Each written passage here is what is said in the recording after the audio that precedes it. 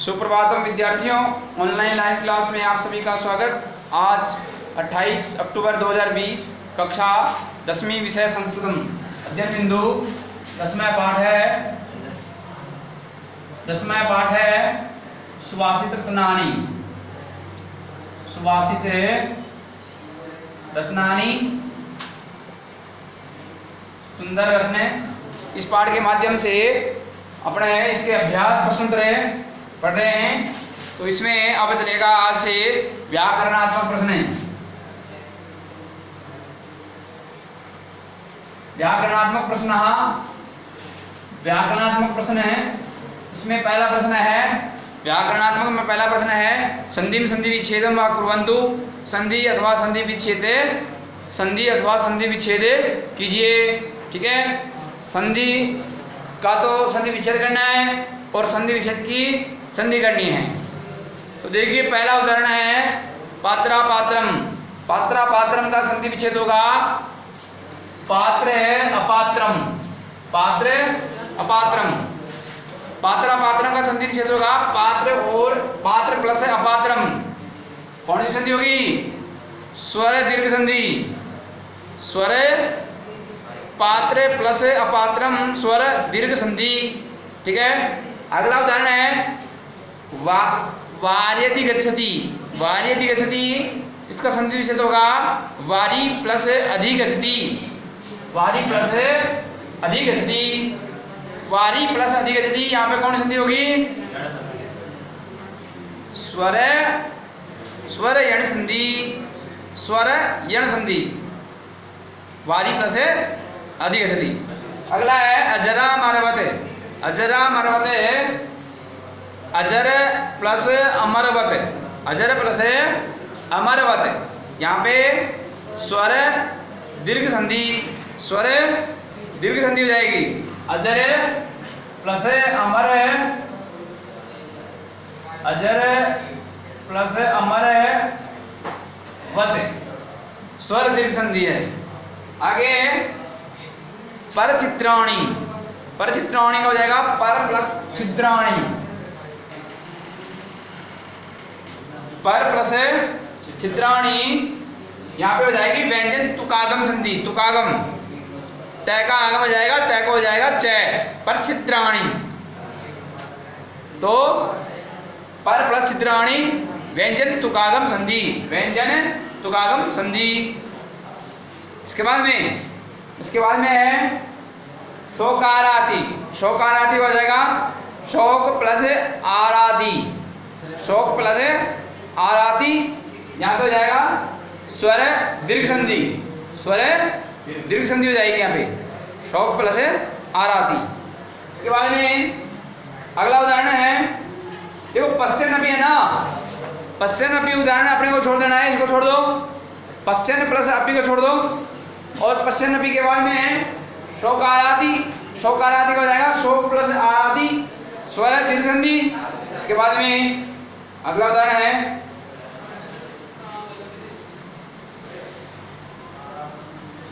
उसके बाद में धर्मस् तथा हिंसा। धर्मस् तथा हिंसा, इसका हो जाएगा धर्म है प्लस तथा हिंसा। धर्म है प्लस तथा हिंसा, इसमें जाएगी विसर्ग सत्व संधि। विसर्ग सत्व संधि। इसके बाद में हन्यादेवा विचारयन। हन्यादेवा विचारयन का हो जाएगा हन्यात एव अविचारयन। इधर आके देगा, इसका मतलब कोई कारण होगा है ना, कोई कारण। तो हन्यादेवा विचारयन। हन्यादेवा विचारयन, इसका अर्थ है हन्यात एव अविचारयन। हन्यात एव अविचारयन। यहाँ पे तो है जसतु संधि और यहाँ पे है दीर्घ संधि। व्यंजन जसतु संधि, स्वर दीर्घ संधि। यहाँ पे व्यंजन जसतु संधि, यहाँ पे स्वर दीर्घ संधि। ठीक है, अब अब देखो आगे, ये वो अपना संधि का संधि विच्छेद का प्रश्न है। अब आगे है अधस्तन पदेषु प्रकृति प्रत्यय विभागम कुर्वन्तु। निम्नलिखित पदों का प्रकृति का अर्थ है धातु और प्रत्यय को अलग कीजिए। निम्नलिखित पदों में धातु और प्रत्यय को अलग कीजिए।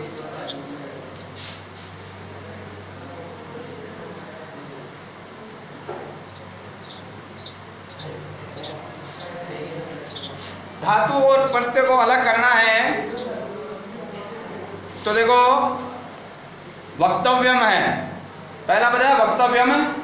वक्तव्यम में वच धातु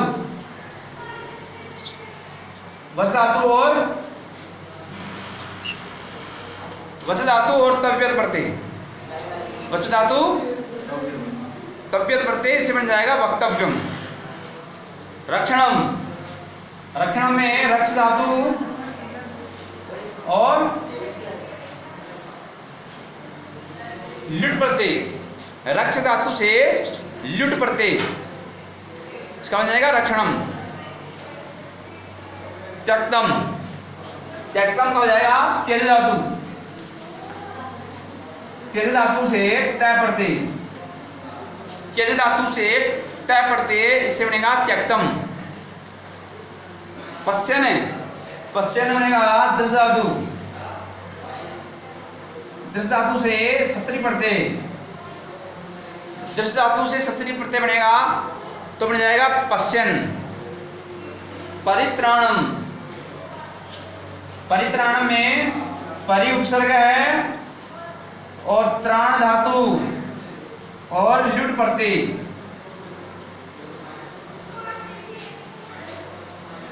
परि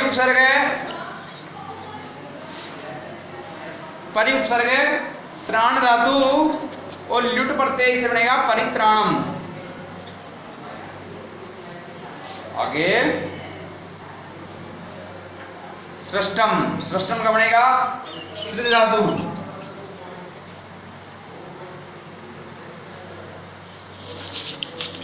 सृज धातु से तय प्रत्यय, से बनेगा सृष्टम। सृज धातु से तय प्रत्यय सृष्टम। और हंता है हन धातु से हन धातु से तय प्रत्यय, इससे बनेगा हंता। तो वक्तव्यम से बनेगा वच धातु तव्यत प्रत्यय, रक्षणम से बनेगा रक्ष धातु से लुट प्रत्यय, त्यक्तम से बनेगा त्यज धातु तय प्रत्यय, पश्यन से बनेगा दृश धातु सदृश प्रत्यय, परित्राणम हो जाएगा परित्राण, परि प्लस त्राण प्लस लुट, और सृष्टम का सृज तय, और हंता का हन तय। ठीक है। अगला प्रश्न है समास है समास विग्रह करणीय। समास अथवा समास विग्रह कीजिए। धेनु च पन्नग च, धेनु च पन्नग च, धेनु पन्नगयो, धेनु च पन्नग च,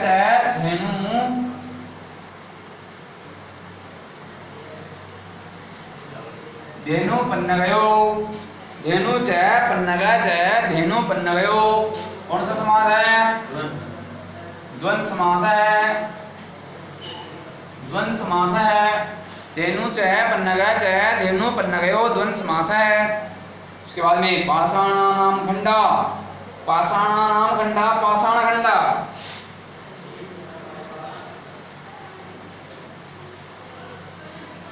पाषाणानाम खंडा, पाषाणानाम खंडा, पाषाण खंडा, षष्ठी तत्पुरुष समास।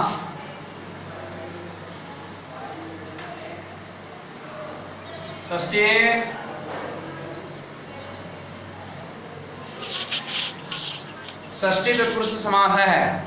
षष्ठी तत्पुरुष समास है। त्यक्त लज्ज, त्यक्त लज्ज वाला त्यक्त लज्ज है, त्यक्त है लज्ज है, ये है त्यक्त है, त्यक्त है लज्ज है, ये त्यक्ता लज्जा येन सह, त्यक्ता लज्जा येन सह। देखो दो समास वगैरह होंगे, त्यक्ता लज्जा इति, त्यक्ता लज्जा इति तो यहाँ पे हो जाएगा कर्मधारय, और त्यक्ता लज्जा येन सह तो यहाँ पे हो जाएगा बहुव्रीहि समास।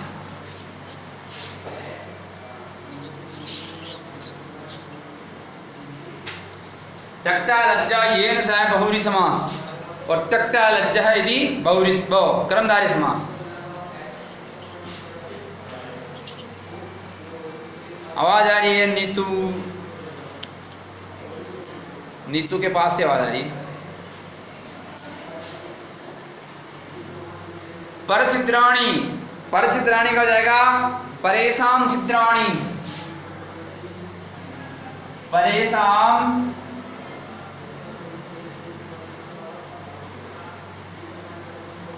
परछिद्राणि हो जाएगा परेशान छिद्राणि। षष्ठी तत्पुरुष है परेशान छिद्राणि, परछिद्राणि, षष्ठी तत्पुरुष समास।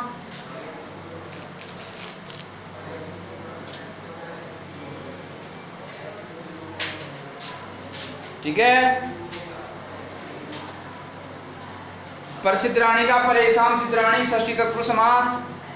कार्यहंता, कार्यहंता हो जाएगा कार्यस्य हंता, कार्यस्य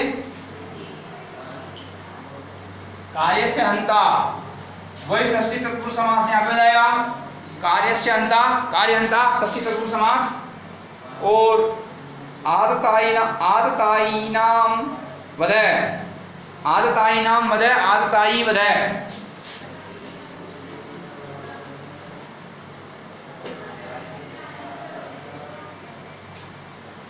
आदतायीनाम वदय, आदतायी वदय, इसमें भी षष्ठी तत्पुरुष समास हो जाएगा भाई, षष्ठी तत्पुरुष समास। तो इस प्रकार से धेनु च पन्नग च धेनु पन्नगयो द्वंद्व समास। पाषाणानाम खंडा हो जाएगा पाषाण खंडा, षष्ठी तत्पुरुष समास। त्यक्त लज्जा हो जाएगा त्यक्ता लज्जा येन सह बहुव्रीहि समास। परछिद्राणि हो जाएगा परेशान छिद्राणि, षष्ठी तत्पुरुष समास। कार्यहंता हो जाएगा कार्यस्य हंता, षष्ठी तत्पुरुष समास। आदतायीनाम वदय, आदतायी वदय, षष्ठी तत्पुरुष समास। ठीक है, तो ये हुआ अपना व्याकरणात्मक प्रश्न 10वें पाठ का 10वां पाठ हुआ कंप्लीट। 10वां है पाठ है श्लोक, 10वां पाठ है समाप्त है, समाप्तम हुआ। अब इससे आगे चलेगा भाई एकादश पाठ है।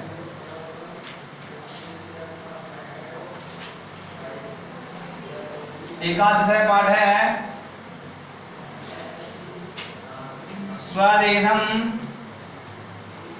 कथम रक्षेयम, स्वदेशम कथम रक्षेयम।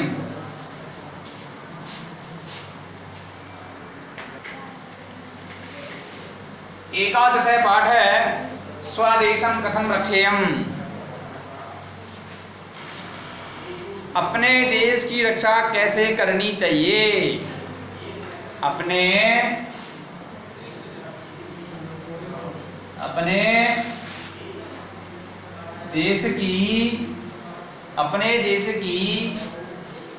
देश की रक्षा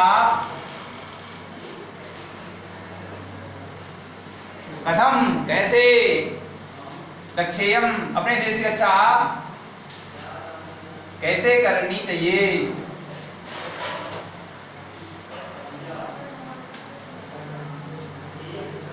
अपने देश की रक्षा कैसे करनी चाहिए या अपने देश की रक्षा कैसे करूं, ये भी होता है। अपने देश की रक्षा कैसे करूं।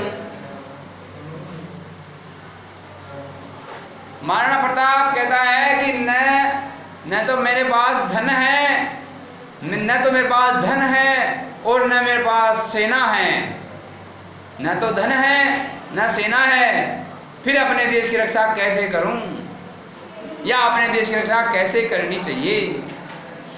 तब जाके भामाशाह नामक कोई सेठ अपनी कमाई हुई संपत्ति महाराणा प्रताप को देता है, जिससे महाराणा प्रताप उस धन से सेना का संगठन, अस्त्र शस्त्र की व्यवस्था इत्यादि करता है और मुगल सेना के प्रति स्वतंत्रता का युद्ध प्रारंभ करता है। तो ये है स्वदेशम कथम रक्षेयम, ये है नाटक। ये क्या है? ये नाटक है भाई, नाट्यांश है, नाट्यांश। तो देखो पाठ परिचय देखते हैं। एकादश पाठ है अयम एकांकी। अयम एकांकी का अर्थ है एक अंक वाला। जो नाटक है, जिस नाटक में एक ही अंक होता है वो कहलाता है एकांकी। क्या कहलाता है? जिस नाटक में एक ही अंक होता है वह एकांकी कहलाता है। किसी नाटक में 2 होते हैं, किसी में 3 होते हैं, किसी में 7 होते हैं, किसी में 10 अंक होते हैं, लेकिन ये जो नाटक है स्वदेशम कथम रक्षेयम, इसमें एक ही अंक है। इयम एकांकी डॉक्टर नारायण शास्त्री कांकरेण विरचिता अस्ति। यह एकांकी डॉक्टर नारायण शास्त्री कांकर है। यह एकांकी डॉक्टर नारायण शास्त्री कांकर के द्वारा विरचित है।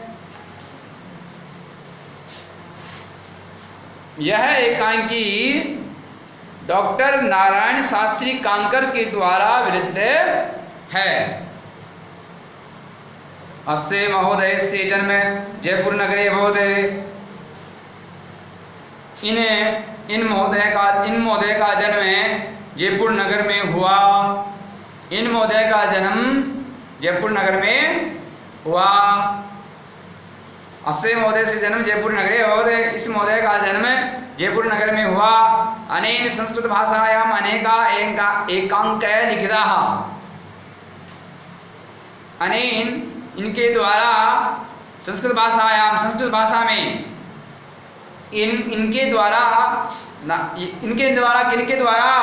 डॉक्टर नारायण शास्त्री कांकर के द्वारा, डॉक्टर नारायण शास्त्री कांकर के द्वारा अनेक एकांकी लिखे गए हैं। इनके द्वारा अनेक एकांकी लिखे गए हैं। तासाम संकलनम एकांकी संस्कृत नवरत्न सुषमा नाम के अनेनीव विरचिते ग्रंथे अस्ति। इन एकांकियों, इनका संकलन, इनका संग्रह या इनका संकलन है एकांकी संस्कृत नवरत्न सुषमा। इनका संकलन है एकांकी संस्कृत नवरत्न सुषमा नामक इनके ही द्वारा विरचित ग्रंथ में है। इनके ही द्वारा विरचित ग्रंथ में है। इनका संकलन है एकांकी संस्कृत नवरत्न सुषमा नामक इनके द्वारा विरचित ग्रंथ में है। अकबरेण सह युद्धं कुर्वन् धनाभावे सैन्यशक्त्याभावे खिन्नः महाराणा प्रताप स्वदेशं परित्यक्तुं समुद्यतः भवति। अकबरेण सह युद्धं कुर्वन्, अकबर के साथ युद्ध करते हुए, अकबरेण सह युद्धं कुर्वन्, अकबर के साथ युद्ध करते हुए धनाभावे, धन के अभाव में, अकबर के साथ युद्ध करते हुए धन के अभाव में, धनाभावे धन के अभाव में और सैन्य शक्त्याभावे सैनिक शक्ति के अभाव में अकबर के साथ युद्ध करते हुए धन के अभाव में और सेना की शक्ति के अभाव में, और सेना की शक्ति के अभाव में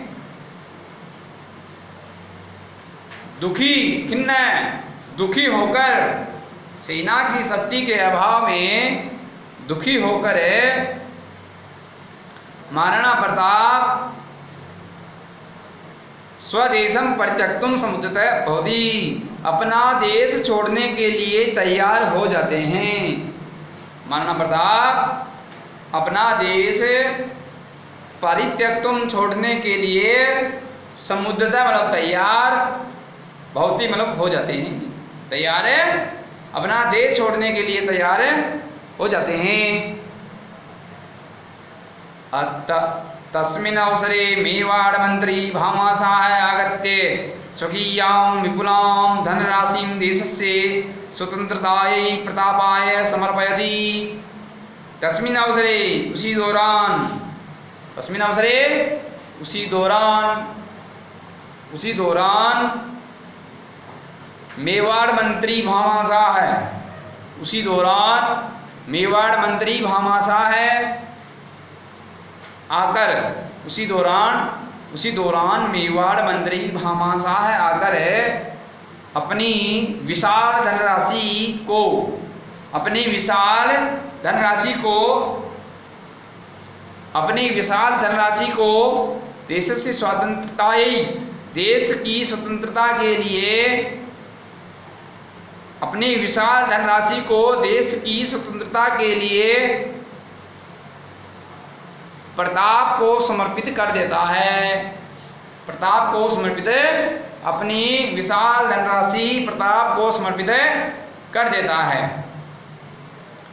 इत्थम अस्मिन् एकांक रूप के महाराणा प्रतापस्य कर्तव्य बुद्धि, स्वराष्ट्रस्य स्वतंत्रतायै दृढ़ाशक्ति, स्वाभिमानं, भामाशाहस्य उदारता, देश रक्षायै स्वसंपत्ति समर्पणं च इत्येवम् आदाय विशिष्टा गुणा वर्णिताः सन्ति।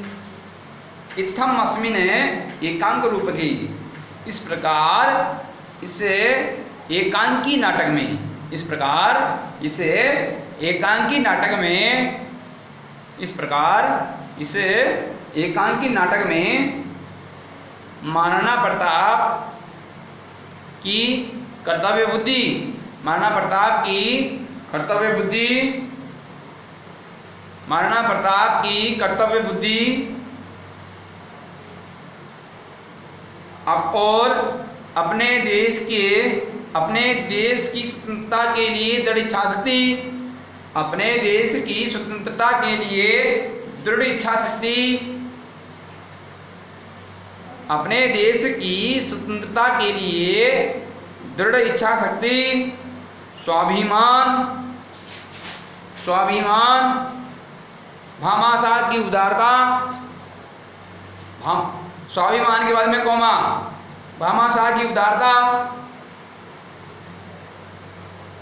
देश की रक्षा के लिए अपनी संपत्ति का समर्पण, और भामाशाह की उदारता और देश की रक्षा के लिए अपनी संपत्ति का समर्पण इत्यादि विशिष्ट गुणों का वर्णन किया गया है, इत्यादि विशिष्ट गुणों का वर्णन किया गया है।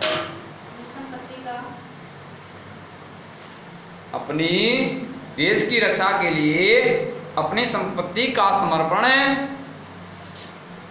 इत्यादि विशिष्ट गुणों का वर्णन किया गया है। ठीक है।